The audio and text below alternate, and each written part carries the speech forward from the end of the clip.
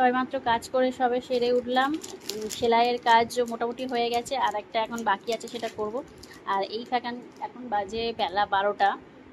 তো এই ফাঁকে এসে আমার একটা বিছনার চাদর আমি নিলাম।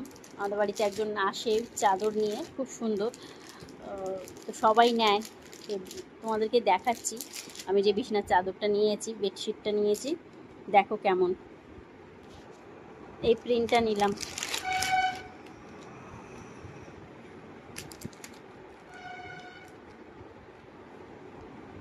রান্নাবান্নাও সব কমপ্লিট হয়ে গেছে, এবারে যাব গোসল করতে।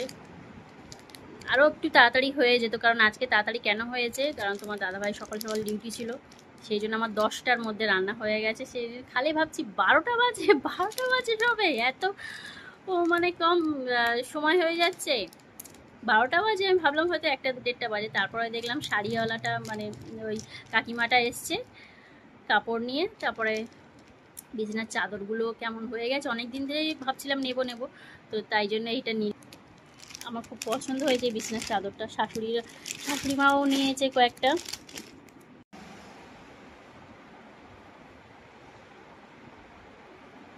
তো চলো, সবাইকে টাটা।